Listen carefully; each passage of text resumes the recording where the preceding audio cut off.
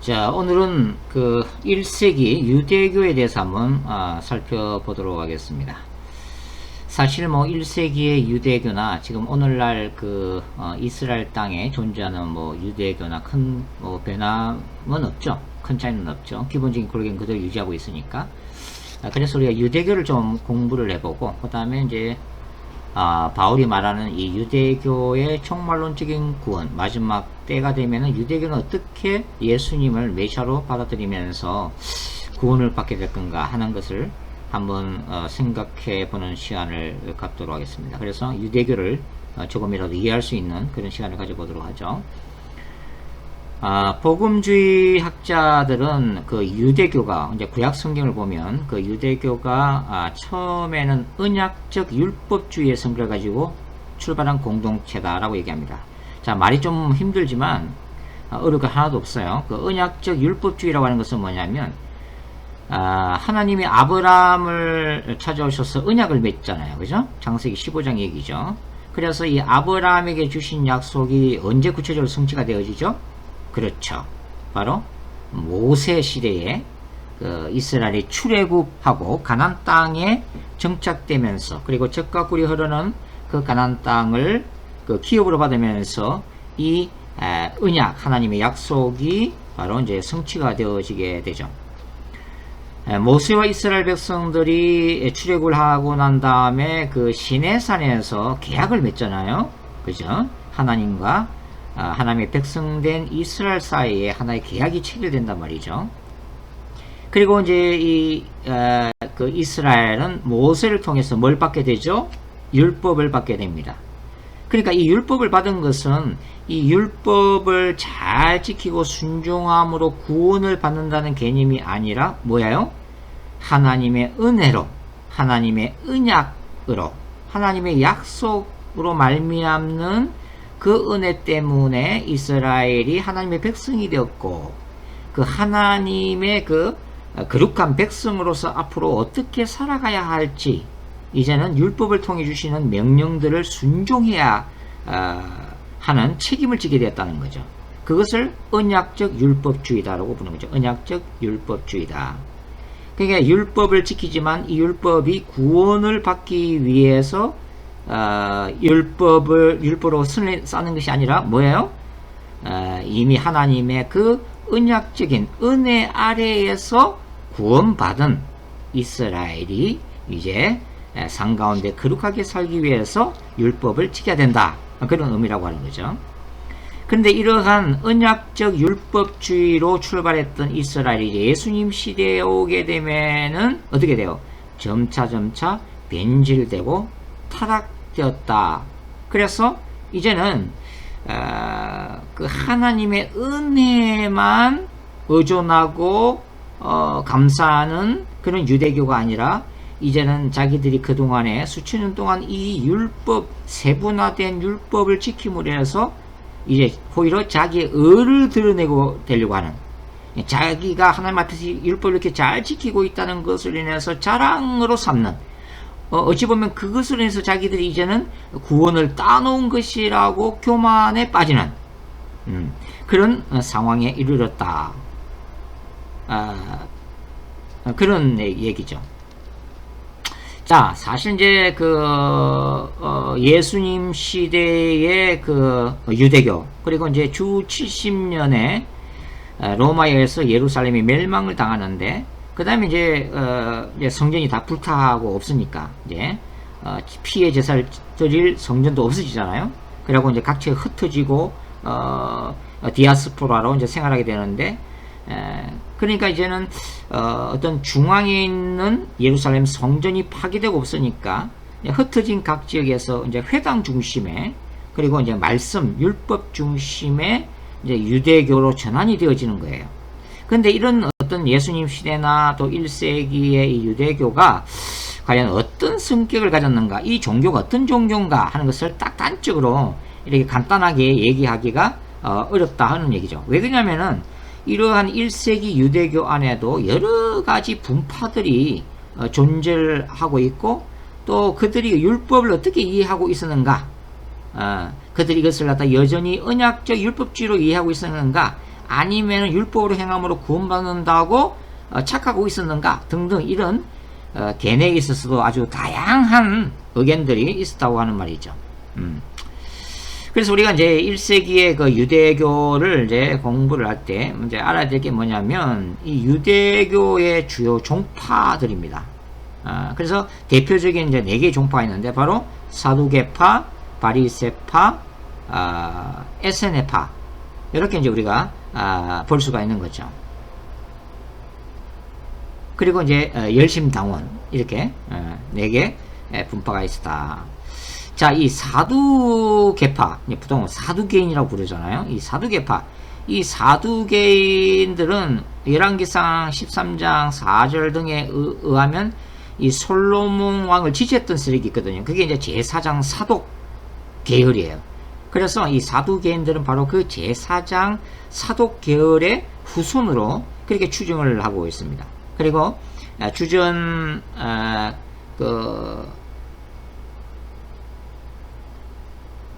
주전 163년경 167년에서 162 3, 4년경에 그 마카비 항쟁이 일어나거든요. 그 당시 이제 예루살렘 성전을 지배했던 이 안티오쿠스 4세 에피파네스라고 하는 아주 이 못된 이 성전을 더럽히고 돼지 피를 뿌리고 신성 모독했던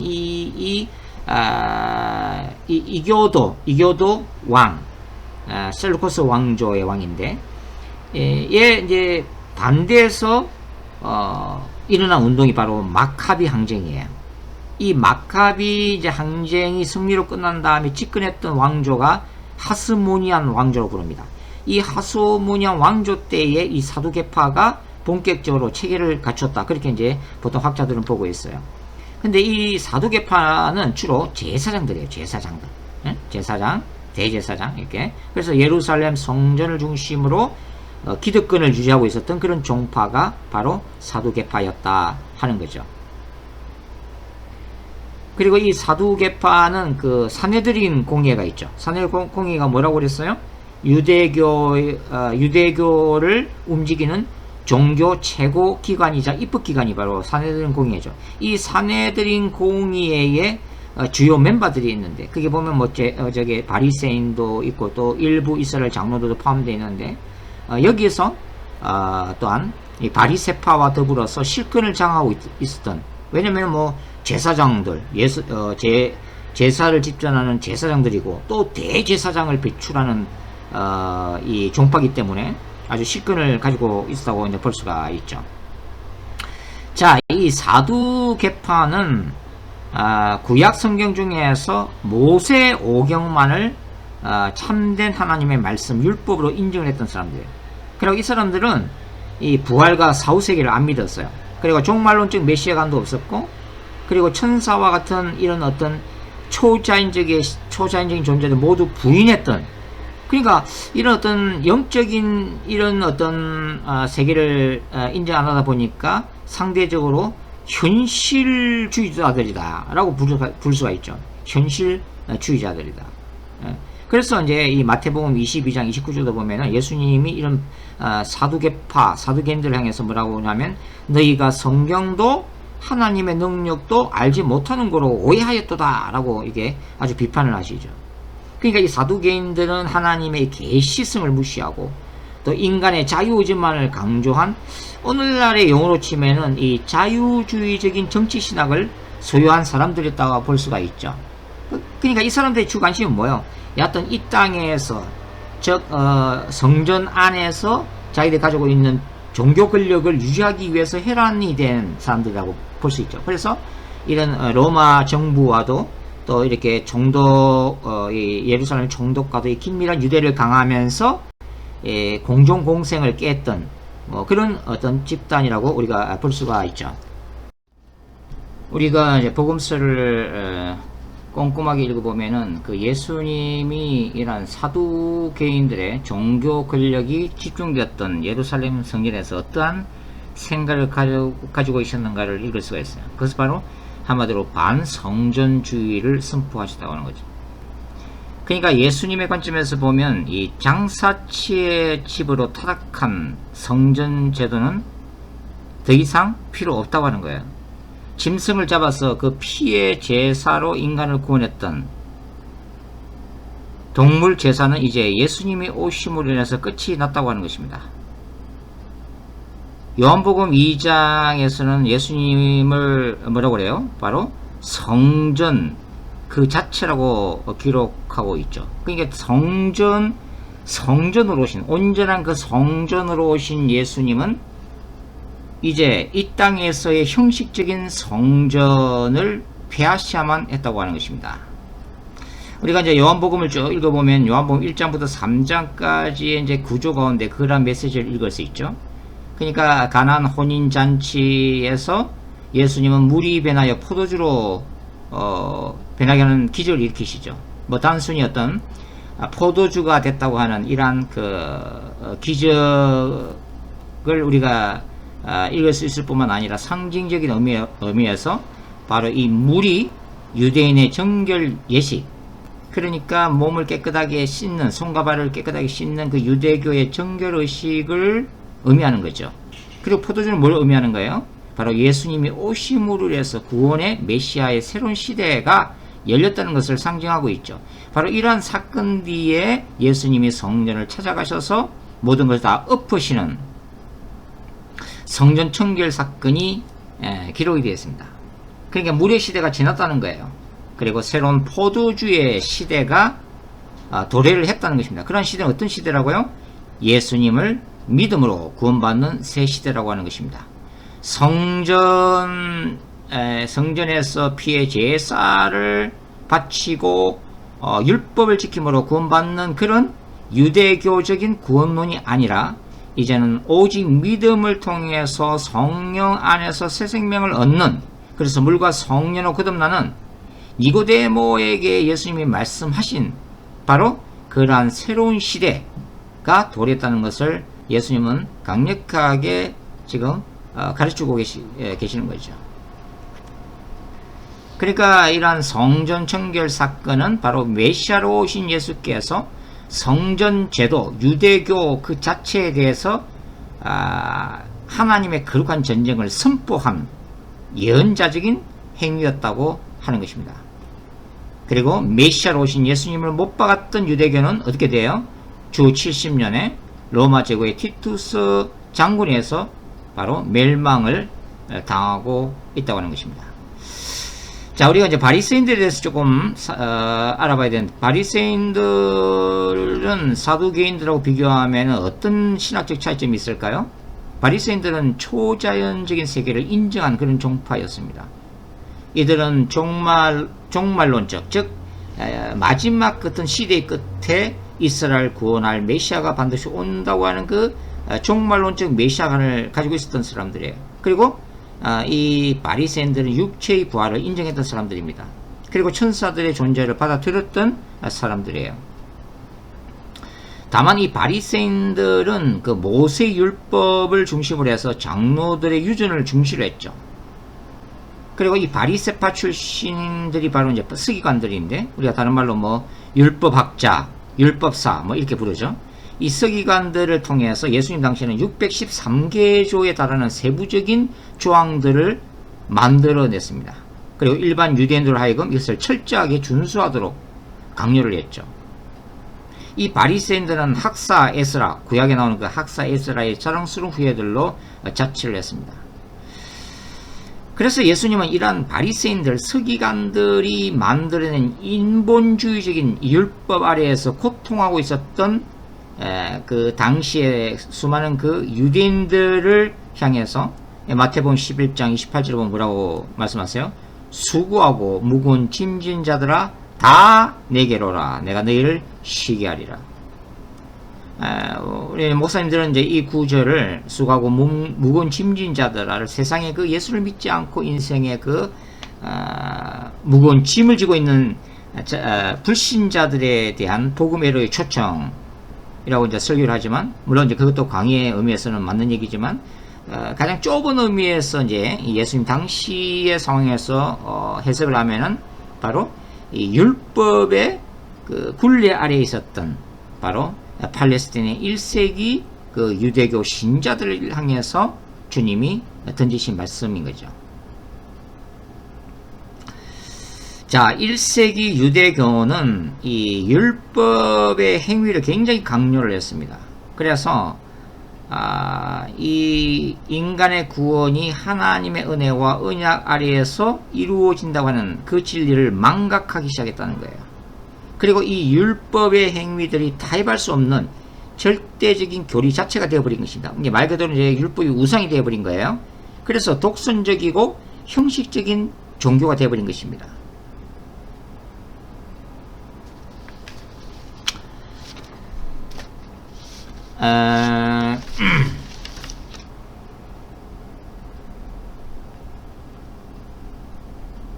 그 다음에 이제 우리가 또 살펴볼 게 이제 SNF파죠. SNF파.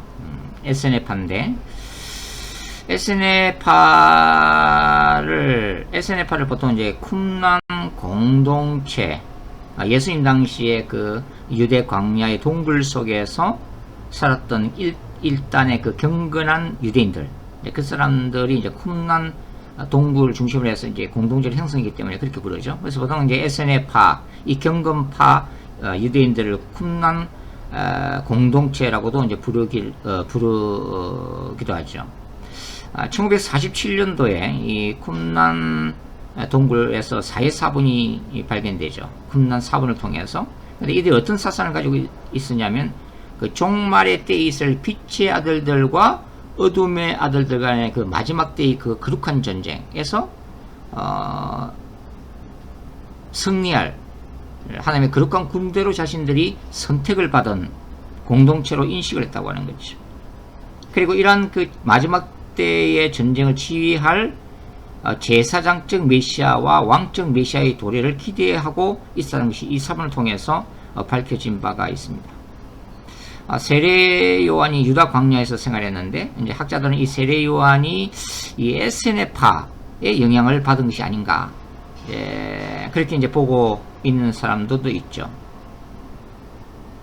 저는 세례 요한의 이 종말론적인 투쟁 사상이 그의 한때 제자였던 그 사도 요한에게 또 전수가 되었다고 보고 있습니다. 그 다음에 이제 열심당원이죠. 열심당원은 어떤 종파죠? 로마 제국과의 무력투쟁을 통해서 이스라엘 독립을 이루려고 하는 그런 단체가 바로 이제 열심당원이었죠. 열심당원. 그러니까 이들이 기대했던 이스라엘의 메시아는 죄로부터 인간을 구원하는 그런 메시아가 아니라, 사실 뭐 예수님의 제자들도 이런 생각들을 가지고 있었죠. 그래서 예수님을 많이 오해했잖아요. 정치적인 메시아로 봤습니다. 정치적 메시아, 군사적 메시아. 그래서 메시아가 오면은 자신들이 지금 로마 제국의 식민지로 있잖아요. 그래서 로마 제국의 세금을 계속 바치고 있는데, 그 중과세의 이 억압으로부터 이스라엘 독립시켜서 그 옛날에 그 영광스러운 다윗 왕국을 재건해 줄 수 있는 정치적 메시아를 기다리고 있었다고 하는 거죠. 그래서 이 열심당원은 그런 정치적 메시아를 열망하면서 로마 제국과의 무력투쟁을 수행했던 일종의 뭐 독립군, 뭐 그런 성격을 가지고 있었습니다. 가룟 유다가 이제 이런 어떤 열심당원이라고 하는 생각하는 그런 학자들도 있죠. 그러니까 우리가 이렇게 간단하게 살펴봤지만은 1세기의 그 유대교 안에서도 여러 종파가 있었다는 것을 알 수 있고, 그들마다 좀 상이한 서로 다른 신학들이 존재했다는 것을 알 수가 있습니다. 그래서 1세기의 유대교는 하나님의 은혜를 부정하지 않고 그 하나님의 은혜 속에서 하나님의 백성됨의 그 부르심으로서의 율법을 행해야 한다는 그 언약적 율법주의와, 또 반대로 자신들이 행하는 이 율법적 행위가 의가 되어서 그 의를 자신들이 구원받을 어떤 근거로 삼은 행위 구원론적 율법주의가 섞여서 함께 공존했다는 것을 알 수가 있단 말이죠.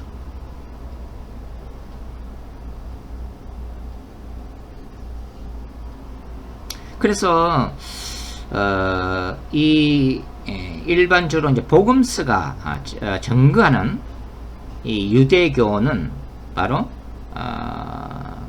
바리새인들의 의가 강조되는, 그러니까 율법을 행함으로써 구원을 받게 된다고 하는 이 행위 구원론적 율법관이 지배했던 바로 유대교의 성격을 복음서가 두드러지게 보여주고 있다, 이렇게 이제 말씀을 드릴 수가 있죠. 자, 그 다음에 우리가 이제 1세기의 유대교를 참고하기 위해서는 갈라디아서에 나와 있는 내용을 간단하게 핵심만 추려서 말씀을 드리도록 하겠습니다. 사실은 이제 율법과 복음, 유대교와 기독교, 바울이 전했던 이 복음은 로마서 1장부터 8장까지 아주 상세하게 나타나 있죠. 갈라디아서는 로마서의 축소판이라고 볼 수 있기 때문에 갈라디아서에서 바울이 말하는 이 유대교를 한번 간단하게 간략하게 보도록 그렇게 해야겠습니다. 자, 갈라디아서 이제 1장에 보면은 다른 복음이라고 하는 단어가 나오죠. 1장 6절에 보면 그리스도의 은혜로 너희를 부르신 이를 이같이 속기 떠나 다른 복음을 따르는 것을 내가 이상하게 여기노라. 바울이 갈라디아 지방을 열심히 전도하고 교회를 세우는데 나중에 보니까 이단이 들어와 가지고 교회를 흩트리면서 다른 복음을 전했단 말이죠. 다른 복음이란 것은 바로 예수를 믿음으로 말미암아 구원받는다는 이 복음의 핵심에다가 뭘 덧붙인 거예요. 그것이 뭐냐면 할례를 받아야 된다. 할례까지 받아야 온전히 구원받는다. 쉽게 얘기하면 그런 변질된 복음을 전했다고 하는 거죠. 그래서 이제 갈라디아서에서는 바울이 이 구약 시대를 중심으로 하는 이 유대교와 그 다음에 바울이 전하는 이 복음과의 차이점을 설명을 하고 있죠. 사복음서도 아까 이제 나타나 있고 로마서 나타나 있지만 갈라디아서 이제 2장 16절 보면은 이렇게 되어 있죠. 사람이 의롭게 되는 것은 율법의 행위로 말미암음이 아니요 오직 예수 그리스도를 믿음으로 말미암는 줄 알므로 우리도 그리스도 예수를 믿나니 이는 우리가 율법의 행위로서가 아니라 누구를 믿음으로? 그리스도를 믿음으로써 뭘 얻으려 함이라? 의롭다함을 얻으려 합니다. justification, 의롭다함을 받아 칭의란 말이죠. 율법의 행위로서는 의롭다함을 얻을 육체가 없느니라. 그러니까 죄인된 인간이 아무리 선한 행실을 행한다 할지라도 구원 못 받는다는 얘기죠. 오직 예수님을 믿을 때 예수님 십자가의 피공로로 말미암아 하나님이 예수 믿는 신자들을 하나님의 법정에서 너는 예수 그리스도 때문에 죄가 없다고 내가 무죄 선고를 하노라 이렇게 판결을 받는다 그런 얘기죠. 자, 그래서 이 갈라디아에서 바울은 이 구약의 율법, 유대교의 율법의 역할을 뭐로 보고 있죠? 율법이라고 하는 것은 뭐냐면 약속, 참된 약속인 메시아 시대가 오기까지의 하나의 과도기, 예수 시대를 준비하는 일종의 하나의 무대를 만들어줬다. 그런 주장을 지금 하고 있습니다. 그러니까 이제 갈라디아서 3장 23절 보시면 믿음이 오기 전에 우리는 율법 아래에서 매인바 되고 계시될 믿음의 때까지 갇혔느니라. 자, 여기 보면 진정한 예수님을 믿는 그 메시아 시대가 올 때까지 율법 아래에 일시적으로 매였다는 게, 구약의 이스라엘은 바로 신약 시대의 예수님의 시대, 메시아 시대를 기다리는 과정 가운데 율법 아래에 속박되어 있었던 그런 시대였다라고 하는 거죠. 그리고 24절 보시면 이같이 율법이 우리를 그리스도께로 인도하는 초등교사가 되었다. 초등교사가 되어 우리로 하여금 믿음으로 말미암아 의롭다함을 얻게 하려 합니다. 이게 초등교사라고 표현하고 있죠. 초등교사.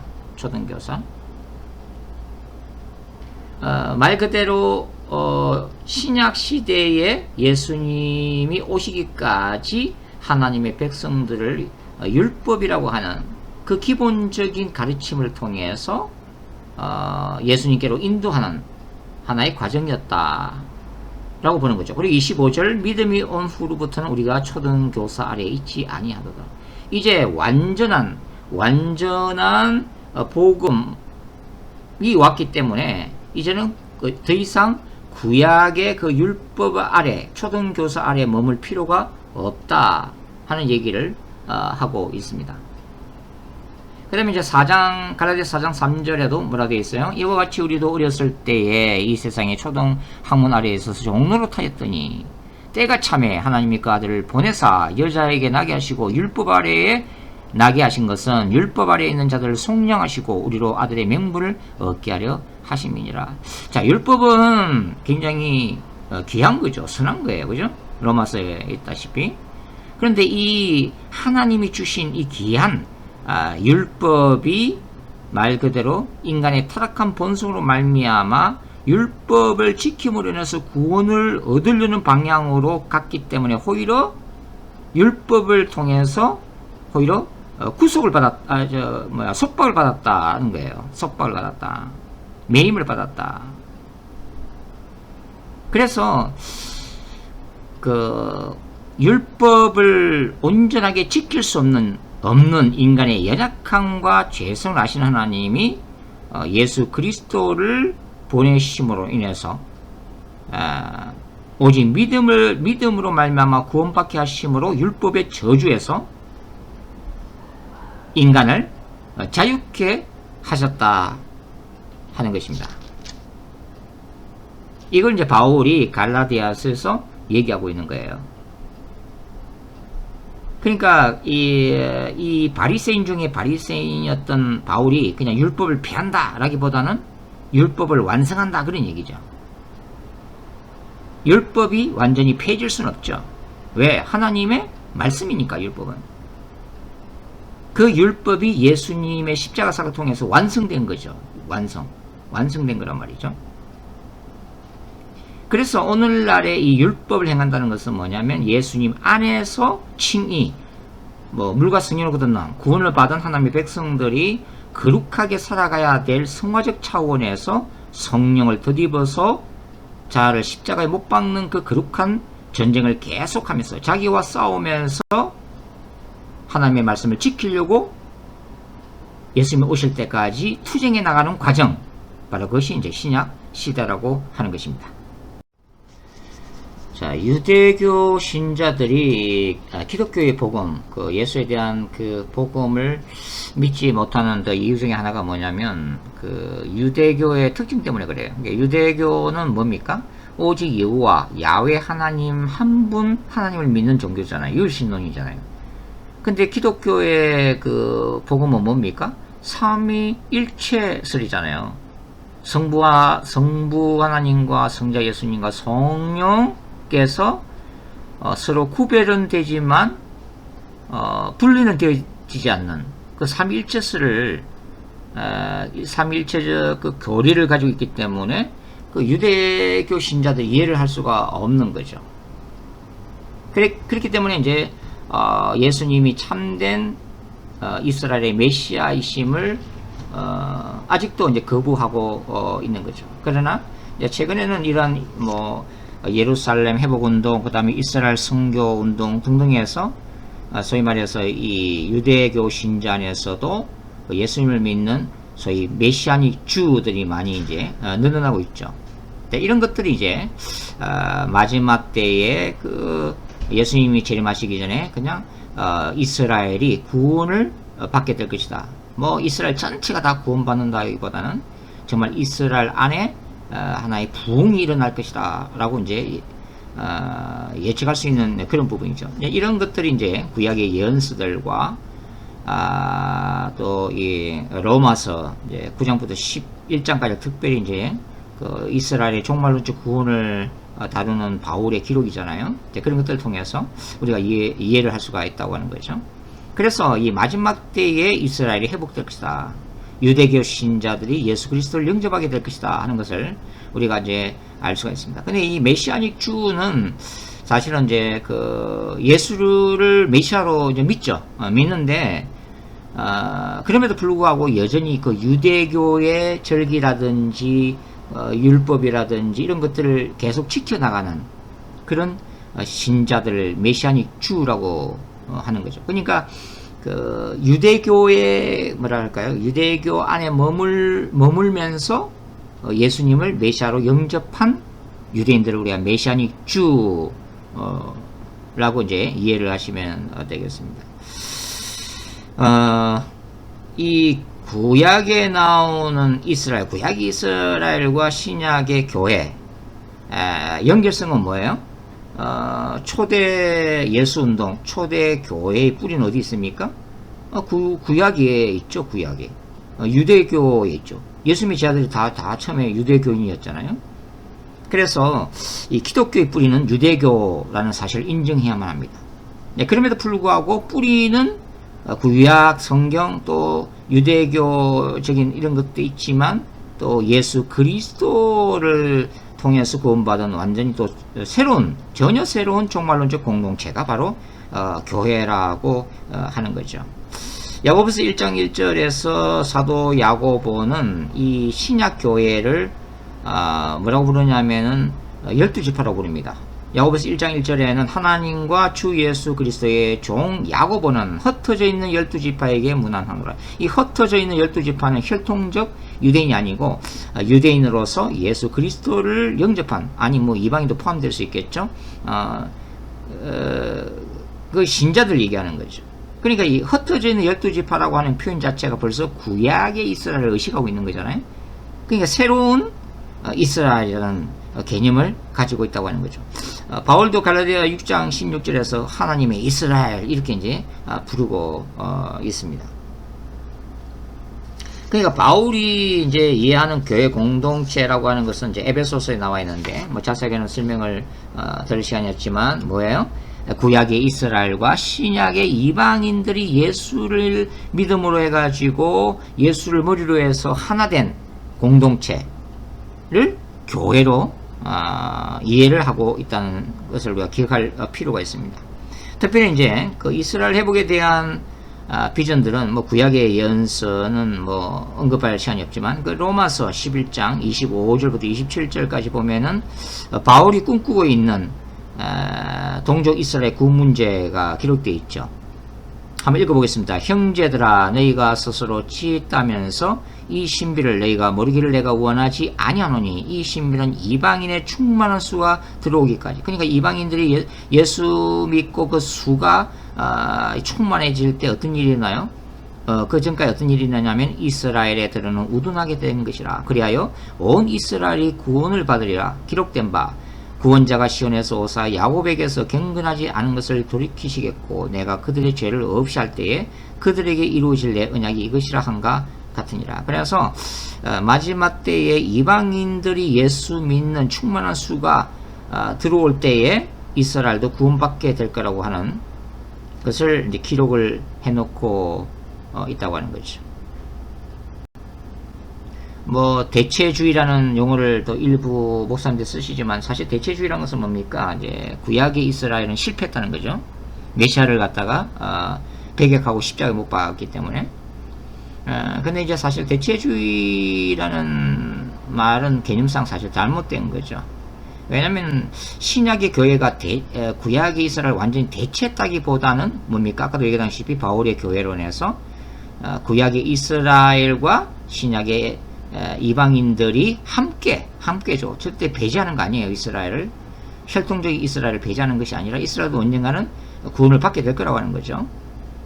그래서 새로운 하나님의 나라가 건설되어지는 것이고 이 구약의 이스라엘과 신약의 이방인들이 함께 구원받는 최종적인 하나님의 나라를 우리가 뭐라 불러요? 바로 새하늘과 새 땅, 새 예루살렘 성, 요한계시록 21장과 22장에 나타난 뉴 제루살렘이라고 부르고 있다고 하는 것입니다.